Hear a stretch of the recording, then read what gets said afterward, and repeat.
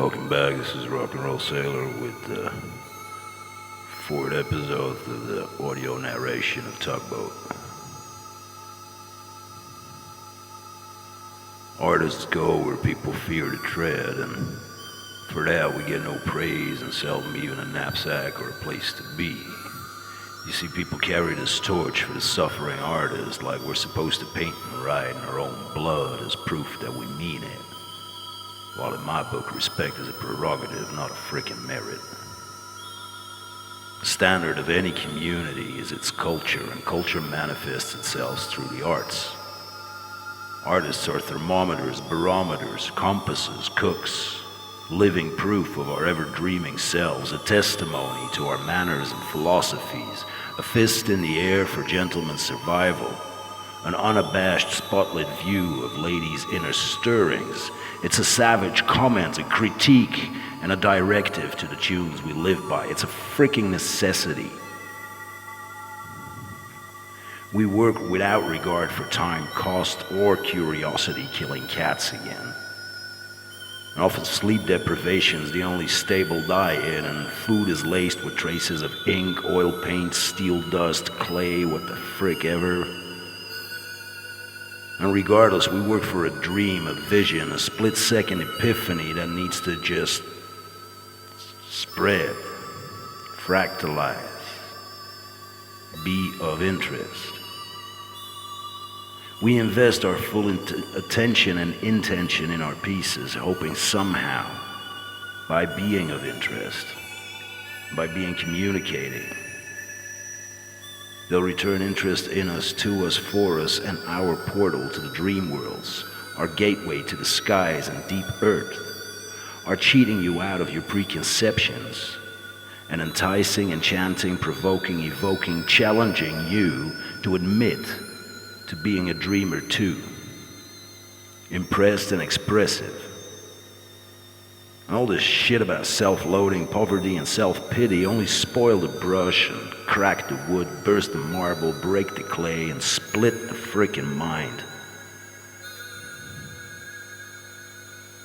So don't expect art to be forgiving, forthcoming, pleasing, and bejeweling in each and every way, because life is confrontational, so the continuing translation of life into any form of art will be even more so.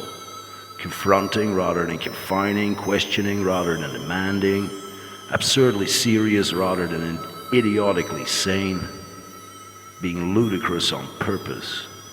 One more ludens, the playful human. It's not a fool who appreciates the folly of life, but not by default a frickin' wise one either. Life is such a multitude of arts to master, ingredients to cook, humors and humans to feed, fight, fuck, force, free, forgive, forget. So much dreaming going on. We continue the dreams of our ancestors, twisting, turning, churning, carving, sculpting, composing, decomposing, and recomposing them as we glide down the wave of time, surfing on a piece of space debris while igniting the fuse that'll rocket our children's dreams sky high. Just go beyond yourself and jump out of the atmosphere, your comfort zone, your litter box, your hideaway overnight stay for indefinite time, because who could tell the future? Dare to dream something else, and dream harder. So frickin' hard it becomes hard as matter and materializes, and then remember the dream and how you got there, the highways and byways, the back roads and the mud, and the chilly, eerie mountain passages when the bigger-than-the-rest decisions are about to fall like Fortuna's dice. And your breath is thin like halfway up Mount Redemption, the highs and lows. The highs and lows will kill you if your elevator rides too fast, so dream for real. Keep your feet on the ground and your head in the stars. And dance your dream awake.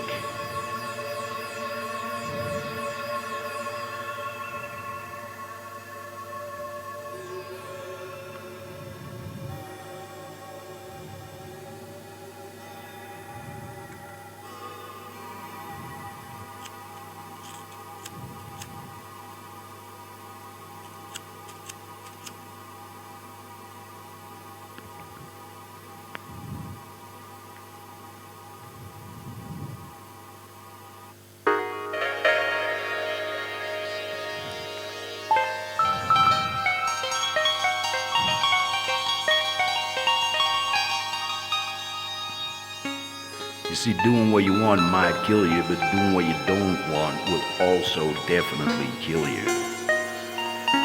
Routine is a proof of survival and continuance, just as much as a noose around the neck of the innocent, silly rabbit you. To stick your head above the smog, inquisitive giant you. The maybe tomorrow's different, hopeful fool you. Routine is a killer by your side that always needs a target lest it turns on its master and makes you an addict, a slave, a buttwad, a tampon, a stale believer of continuity of bad and worse that lets the fear demon steal his lunch dreams. We perpetuate what we abhor because it was there before, but should that be our legacy? Should that be our path, our fate, our dream? Shall we forevermore, or do we dare to dream realities beyond such bounds and boundaries? Imagine a world in your image. What would it be like? Are you peaceful, fruitful, laden with berries and void of storms and sleeting rain? Welcoming, warm, and humbly comforting with just the smoothest balance of sunlight and shade, short nights for sleep and long nights for passion? Are you the way you want your world to be, and can it happily coexist alongside mine and the worlds of many others? We live in so many worlds, and it takes more than passports and tickets to gain free passage, should you want it. Do you want the freedom to know others and their worlds? Do you dare to hug each other like cells creating bodies, birds in a flock, wolves in a pack, people in a city? Who's the solitary hunter now, the scientist on the prowl? The watchman, guard dogs howl, the moon and all the lead lights, street lamps, searchlights, candles in the wind, beach fires by the surf, lighthouses over Danger Peak and crushing shallows. All shine their lights on you. And your pupils pinpoint like a junkie's gaze, high on opiates, the drug of oblivion, as you stand to defend your dream, your world, your you on the stages of tomorrow. You will make it last. Your dream will be real. So do you dare admit you dream up your reality, and from there on enjoy it? Be open about it and dare to dream naked, unafraid, undiluted. Be amazed by the labyrinth of your imagination, let alone our collective imagination as the species human. Our entertainment industries are but the steam whistle to our engine of progress and being. We siphon off our excretable passions to the television fishbowl of our collective voyeuristic mind. Do you dream beauty?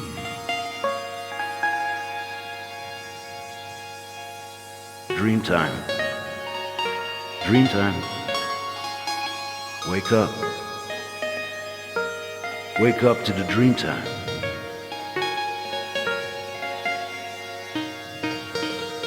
See a better world, change your outlook. To live there, change what and whom you deem yourself to be, and as you do, notice everything changing around you. For change is the only constant in an ever-evolving world of worlds.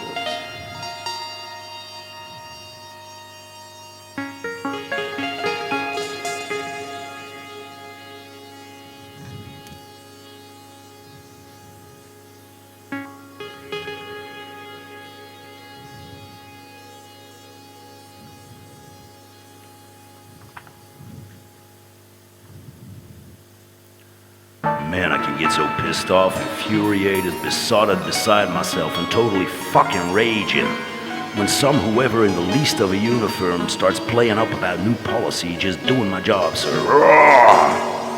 What do you think the clerks said when they handed out yellow stars, for fuck's sakes? Some desk clerk at the station wanted my name for the train ticket, claiming it was a new policy for over a year. Now, as I mostly travel by trains, no way this was anywhere true. He couldn't appreciate me asking him if I was mistaken in the fact that Hitler was dead and the Nazis defeated. I mean, tickets by name are for the train to Dachau, Birkenau, Dora, not for a traveling free world. Couldn't really deal with the fact that for no freaking specific reason, my speech is laden with curse words and bloody foul language, a sign of honesty, I've heard, little liked in the palaces of hypocrisy. Should have just told him it's bloody Tourette's, innit? Don't discriminate against the swearing leprechaun. You see, love and life don't make me less likely to be confrontational, kicking up a storm, or spitting in the face of utter stupidity that is still the common denominator, dominating huge herds of bipeds, running them through cow gates, past cattle grids, till by the time they're single file, you got the choice to milk, brand, or hammer them down without so much as boo-hoo. And it don't fucking have to be like that. Control-hack societies become the worst demons. Ask the Mao, Stalin, Hitler, Franco, Saddam, Gaddafi survivors. And it all starts with a fucking simple just doing my job, sir. Orders from above. The mob demands, the court has ruled. Hangman's eulogy. I was swinging from the noose yet.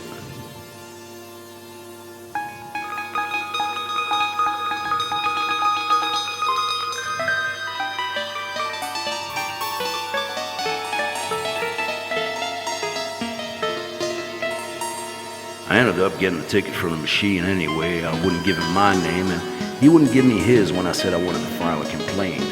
Not that I would have bothered with it anyways, but it just goes to show we got the important privilege of identity as soon as the tables were turned. Though you can't turn their desks over on them anymore, they started bolting them down ages ago, when banks were still just wooden benches and some madmen would occasionally come by and throw their treachery and thieving tricks right back in their freaking faces. You see, I find the word money laundering confusing because money is the one whitewashed product that really makes everything shine brighter than a fresh Prozac description. I mean, people go to hell and back for a wad of cash and usually don't make it back at all because hell's got pretty whores, churches, bars, factories, dungeons, and plenty of toll booths, checkpoints, and errant, erratic law enforcement, and so many laws to pick from. Any citizen is required to know the laws of the land he lives in. How many laws are that exactly? I should check with the tax lawyer, the property lawyer, the divorce lawyer, the child care lawyer, the business lawyer, the employment lawyer, the slander specialist, the insurance lawyer, the civil rights lawyer. Do I have the right to plead ignorance, please? As a traveler on top of that, you're supposed to be familiar with international law and the common law of the places you visit. Can I have a couple of lives head start to study all this, please? Can I have the freedom to know by not wishing any harm, malicious intent, or the need to smuggle toxic waste, hard drugs, or bullet-spitting dildos and commodified people across borders, physical or moral? I generally don't break any of these endless laws with their zillion amendments, elaborations, backdoors, and crooked smiles, and I can simply live in peace for as long as I can maintain a peaceful equilibrium without as within, and say, not slay any of the multitude of idiots, imbeciles, obnoxious morons, and determined blockheads, or crack their kneecaps and rip their heads off just to see if there's anybody home. Murder's illegal, that's why I write. Fuck yeah, serious case of rock and roll, stick it to the man-itis, Jack. Somebody asked me if I was a pirate. Well, since sword-carrying, swashbuckling, disembowelment, and funny three-pointed hats went out of style, what's the frickin' point, really? Since the great man-o'-wars got armed with torpedoes, depth charges, and cannons that can pinpoint a seagull and blow you straight to smithereens from beyond the horizon, where's the fun in battle, the bloodlust, the death by drowning, flying woodwork, or hand-to-hand skirmish? Where's the life-defying, rum-oozing, punch-drunk bravado, the filth and fury, hunger for fortune, while you put your everything at stake and lay your whole being at the feet of Fortuna Imperatrix Mundi? Fortune is a woman, and she favors fools, genius, and in-your-face stare the devil down honesty. Psycho-hoarding cash don't make you rich. No matter what your bank balance says, no matter how many people you have dancing to your piping, it may bring power, but you fail to see the true potential. And miss the point completely because a wealth not shared is a capital squandered, mate. A richness not invested in the progress of the tribes makes your castle a lonely prison, a dream of hubris that'll one day leave you naked and cold, starving for the compassion, understanding, forgiveness, and ultimately basic human, animal, primal, earthly, spiritual, warm-hearted love and respect that you never mustered for the worlds around you.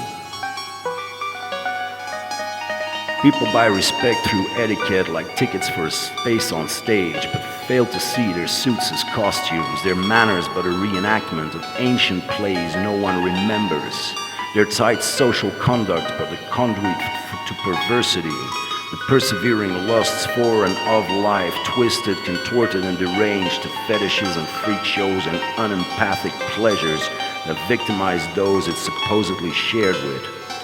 Etiquette nor label guarantee the fabric of your life as we spin and weave and mend the magic carpet, the patterns of the worlds, the structures of our personality, the assigned place in the organs and limbs, the eyes and ears, the pumping heart and gray matter of the species human body, that spasmodic, self-mutilating, blood-defecating, wide-eyed creature with a billion feet and innumerable hands that spreads around the globe like wildfire, disease, our tentacles like suction-napped cocks, drawing entire other species and their habitats towards our bone-crushing beak. And we are the species that no predator is safe from. Mind you, notwithstanding all our compassion and the growing awareness of our ability and therefore obligation to do better for all creatures far and wide, we're still the planet's most utterly destructive, morose, incompetent species by far, to the point where describing the human race as alien isn't sounding far-fetched anymore, but still sounds like the fucking cheapest excuse for our inaptness to simply live in growing harmony with our natural habitat and host. And all other guests at the dinner table, be they cows, dogs, vermin, or migraine-inducing screeching birds. And it's not about excuses or guilt trips or collective mea culpas. The litany itself would kill off another 100,000 species and half the human population out of sheer boredom alone. Fuck that. Guilt is a useless pleasure for those who pride in self-pity and loathe life for the irresponsible fun and unresponsive cast-iron rules they chain themselves with to the stone bed in the basement of their minds, while the parade of fools rules the world and the light of laughter reverberates through the atmosphere and we dance, the merry dance once more round, chasing the frontiers of dawn and dusk across the fruit-laden banquet of divine earth, the living planet, our host, bed, place of worship, and graceful grave. Dance your dream awake.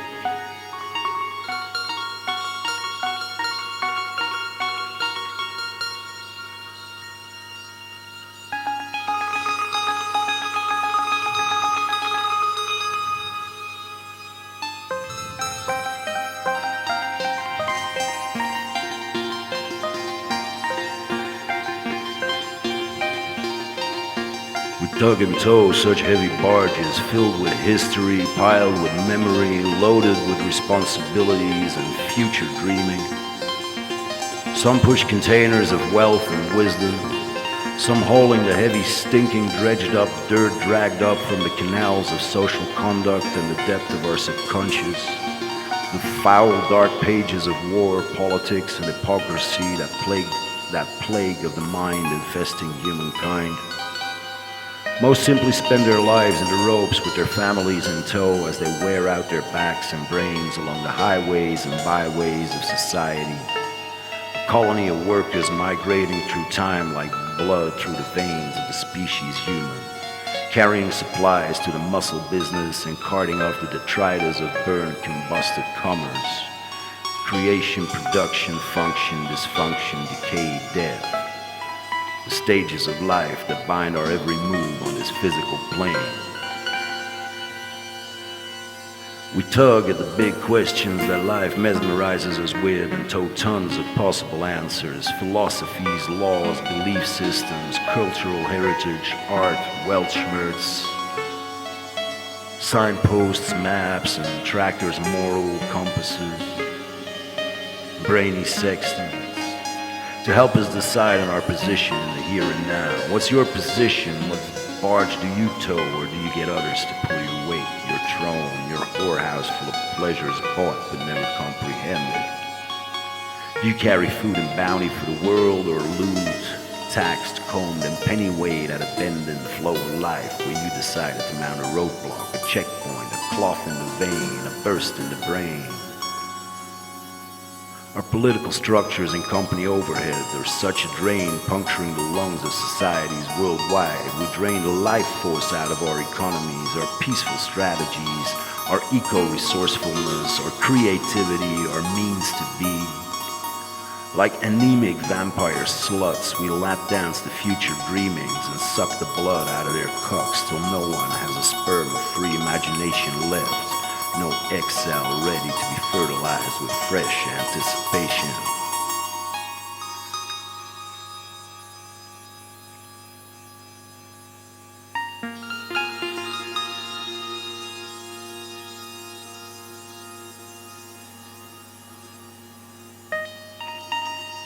Since the missile-headed cash-fueled capitalist sperm cell broke through the Berlin Wall, the Iron Curtain, the Bolshevist chastity belt, and impregnated the egg that was called communism, though that social philosophy in all honesty died with the first shot of the Russian Revolution, only to give way to tyranny in the hired hand as revolutions usually do. When in washing the blood off their hands, its leaders succumbed to narcissistic descent from Mount Morel.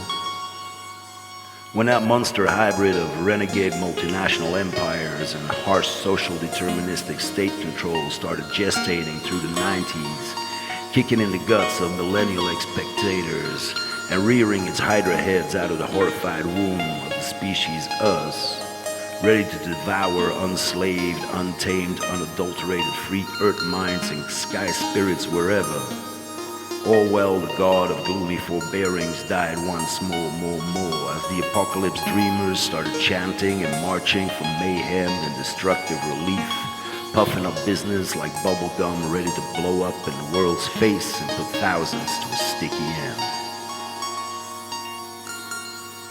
From the fasces of the Roman imperial guard to the fascist harnessing of resource, faith, and fortune, we enslave our own species like a self-mutilating, self-cannibalizing, nest-befouling mad one, condemning huge parts of the human population to slavery, wage slavery, abominable lives that spit in the face of all we call humankind. The homeless dropping dead on the streets in every corner of the world. Bridges, squats, trash mounds, subways, and basements home to thousands that in general get more blame than help. It's not because they don't have a brain.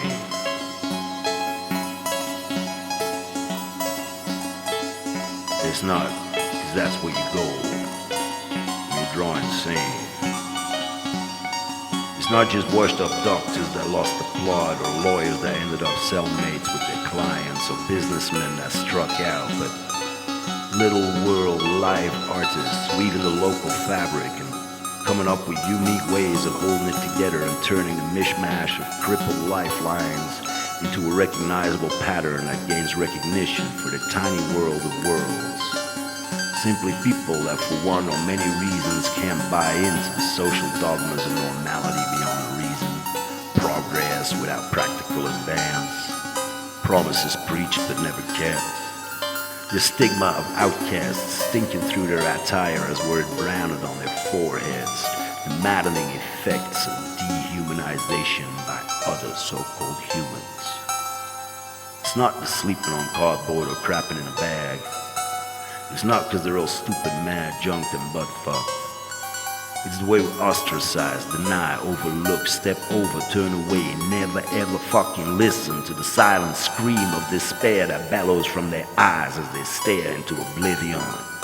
Wasted and wounded souls, minds, peoples, bodies, dreamers. Lost potential saviors of the day, lost torchbearers for the beauty of the night, lost fighters for the right to be lost. Poets of the wandering heart, lost lovers of simplicity, lost defendants of honesty and freedom. Some just wind up homeless because their arse is no match for the scale of buttfuck their boss or their spouses intended them for. Some wind up there in the storms of social derision, just staking their claim for truthfulness, and then wind up blown to the curb by the bitter breath of a tasteless, stale, murderous routine. Lost is the species human on this beast of a space ball, and our lost lives on trash mounds and landfills under bridges and hedges do not but reflect our collective state of human incompetence and frightened existential exhaustion without a cause.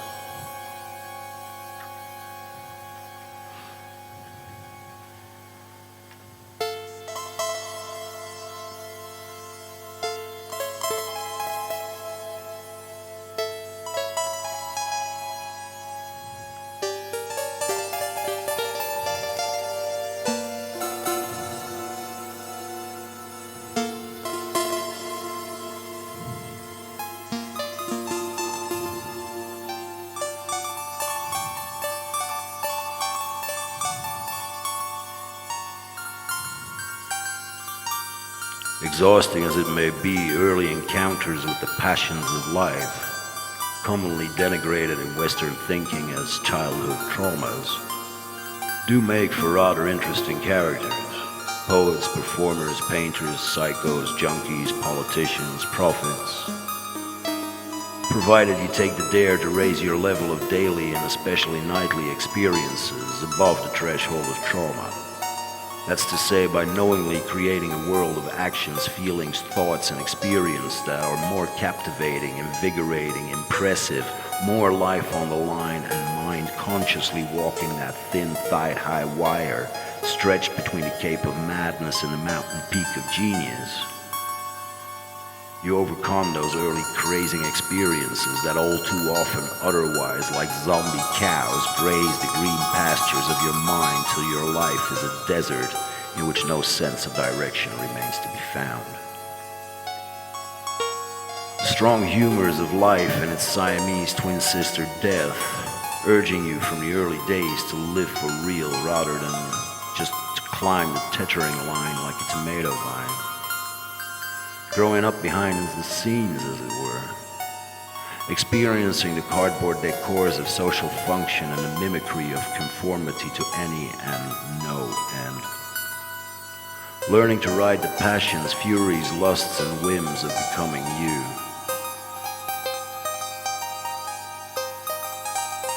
Coming out of denial.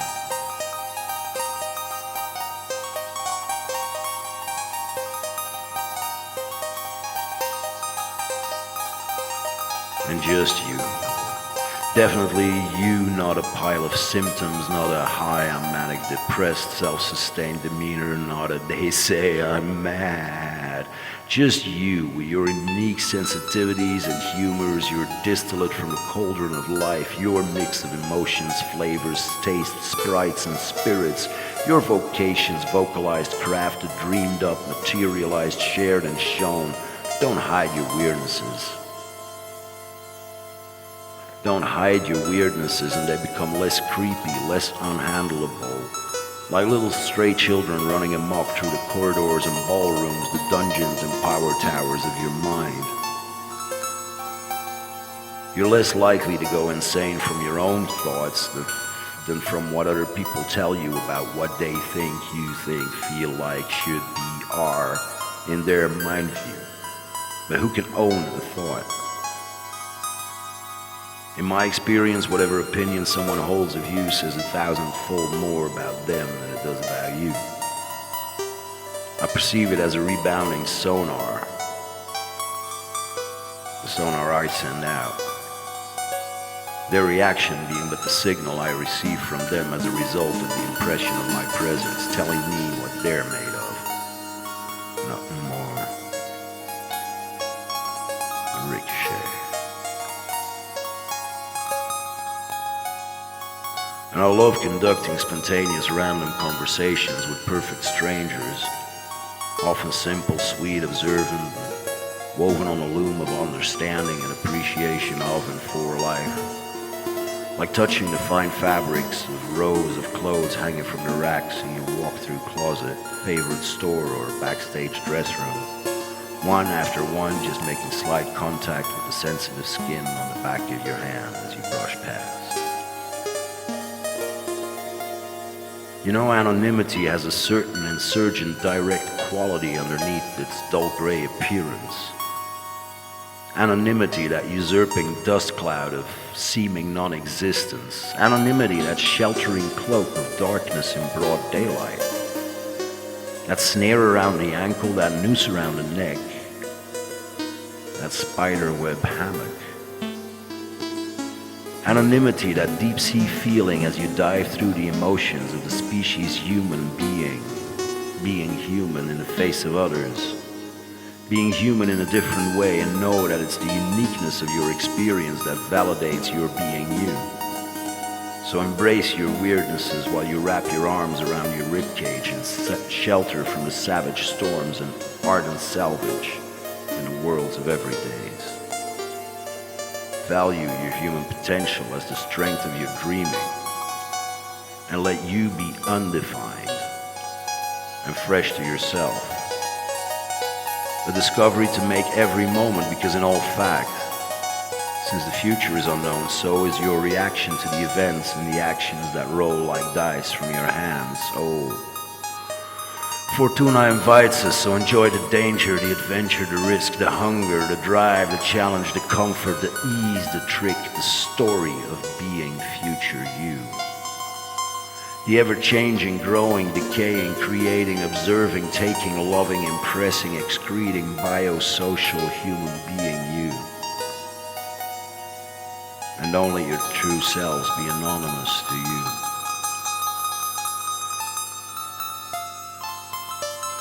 Anonymity, the shadow of the masses, engulfing people like a mudslide, a slow rising fog filled with the smog of grief and loss, lack and loathe. The need to get away while your squared wheels feel like balls and chains. The suffocating fumes of conformity and excess, intoxicating to the hills till the human mind is dull, chipped and broken like an abused, disused blade. That milestone in human tool-making, the chef's knife, the butcher's cleaver, the soldier's sword, the killer lady's hatpin. The steel cockle labia thin and sharp as obsidian, glistening with dark light.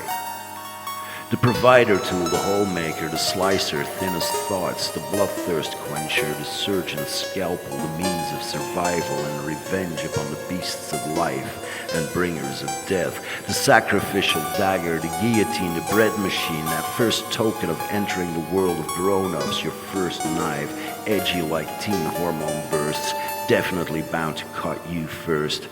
Your first burst of held-in anger as a child when you don't move but looks could kill. That first scratch of your teen girl's nails across the back of your lover, or the face of the bitch that steals his teeny prick from your clasp.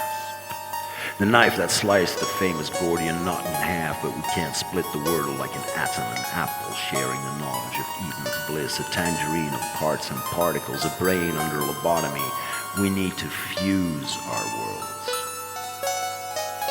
our minds, our atoms, our knowledges, our thoughts, races, spaces, ideas, emotion, without fear of loss of distinction and indivisible individuality. Elements might tune each other out, but the song will be so much more vibrant, alive, and in unison. No longer the shrieking cries of fear, solitude, hunger, and cold of an estranged infant species, but the hum to the dancing drum of a conscious dancer in the universal dark. An all-told multitude of voices, all ranges open like a festive big pint organ, evoking, invoking, stroking the eardrum in a maddening melody, with the rumble of the oceans and the cry of the wolf, the trumpeting elephants and hissing lizards and serpents, consonant and dissonant, and eclectic and poppy and also Bach numerical. I'll go pray to Zappa, god of metered musical madness, and more.